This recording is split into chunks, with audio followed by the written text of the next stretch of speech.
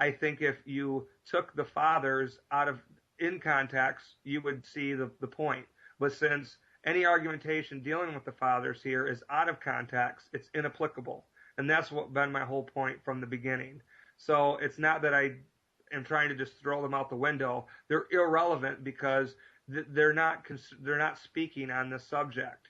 If you went back and to one of the Western fathers, like Saint Hilary, and said, "Hey, we're going to change the words of consecration in the Roman Rite. What do you think?" I'm sure he would have a problem with that, and that's my point.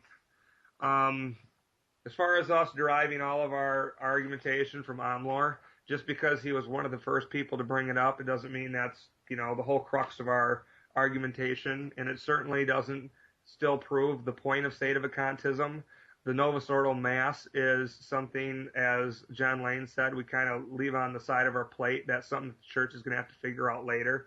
Sedevacantists have far larger issues to deal with than the Novus Ordo Mass, but it's definitely something that is contributory to our argument, and it's definitely a matter.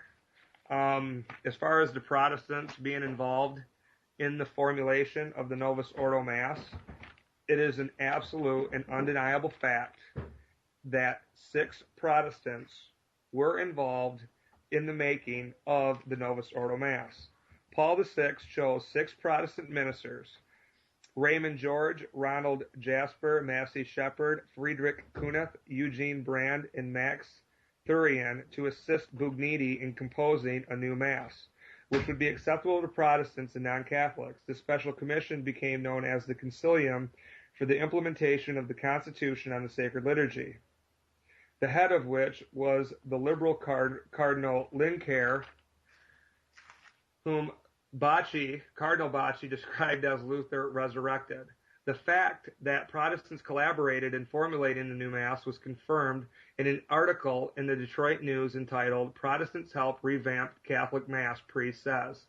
In this June 27, 1967 newspaper, it says, "Protestant scholars, including an American Episcopalian, have had a voice in recent changes in the Catholic Mass and other liturgy. It was revealed today by the leading American spokesman on church unity.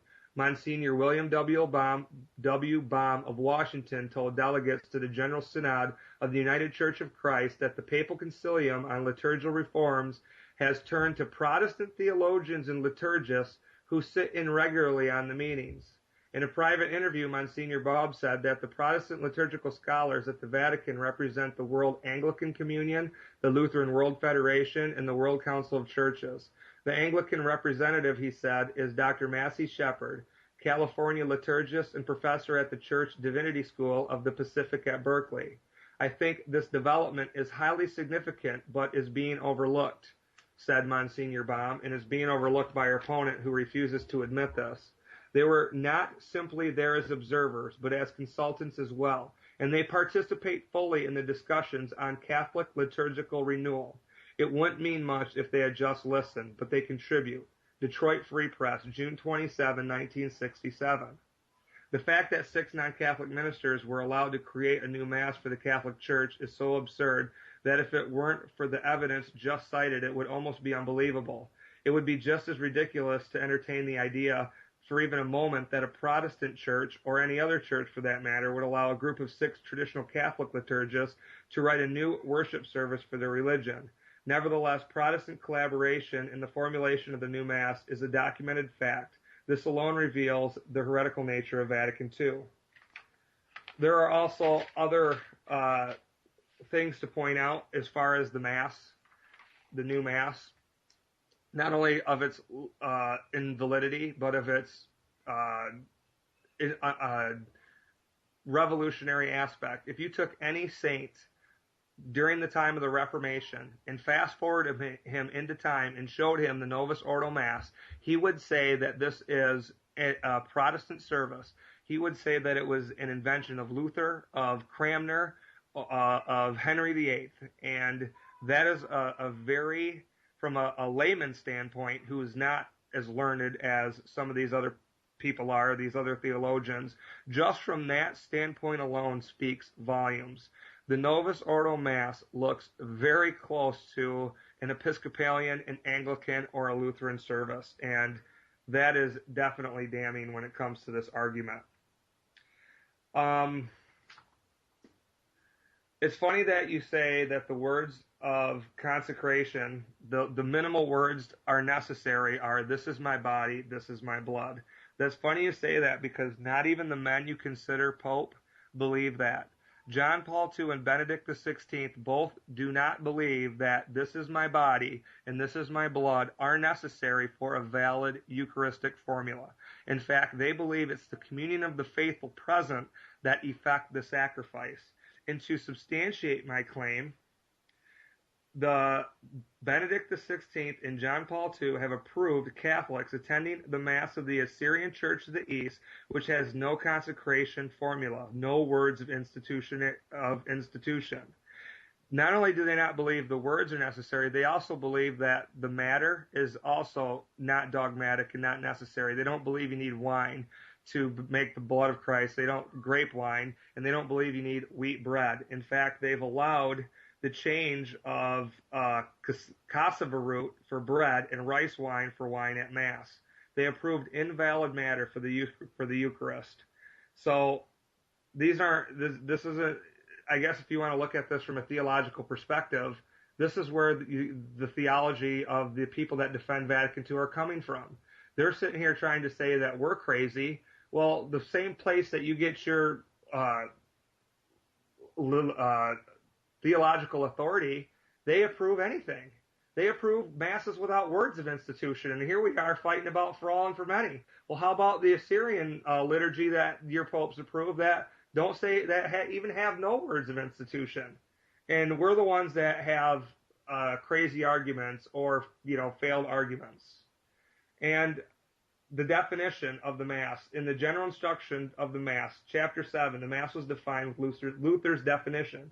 The Mass is an assembly of the people of God with the priest presiding to celebrate in the memorial of the Lord, where 2 or 3 are gathered in my name, etc., etc. All of the references to a sacrifice to atone for sins have been deleted in the new Mass. Paul VI decreed in Latin that the words pro multis, while he approved the various vernacular translations with for all, Jesus said in Aramaic for many, in the Latin Rite and the Eastern rites of the Church for nearly 2,000 years, all have said for many. So while you're sitting here looking at us like we're crazy, we're looking at this from an overall standpoint. The Latin, same thing. Latin is a dead language. They're no longer spoken. Therefore, no innovations would be allowed. It would be a uniform liturgy that is truly universal. And it wouldn't be in the vernacular that has everybody saying their own Mass, doing their own innovations. That's where a lot of these liturgical abuses stem from. And the Council of Trent, in its canon on the Mass, said, if anyone says that the Mass should be said in the vernacular, let him be anathema. So the new Mass violates the Council of Trent. It also violates the Council of Trent. That was Denzinger 946. It violates the teaching anathema of Trent and Denzinger 943 on the solemnity of the canon being said in a low tone. When the new Mass is said, when they go through the words of, quote, consecration, it's said as a narrative, like they're telling a story. It's not said as a definitive of the priest consecrating in a sacrificial aspect. He's telling a story and holding up bread. It violates the teaching and anathemas on Trent and Denzinger 942 that it's a perfect and fitting and no further need of abrogation. By them changing the Mass, they disagree with Trent, saying it was in need of innovation or abrogation. Let me see here. I think it violates the papal bull, quo primum, on the production of any alteration in the Roman Rite. Pius V, in quo primum, when he promulgated the Tridentine Mass, the Roman Rite, said, no one from henceforth and forever in Christendom may say a Mass other than this altar missal given by us. And if anyone were to, let him get the wrath of Almighty God and the blessed apostles, Peter and Paul. So those who have changed the new Mass, or changed the Mass, and who have altered it, are under the wrath of the blessed apostles Peter and Paul and Almighty God, according to St. Pius V. So I think that will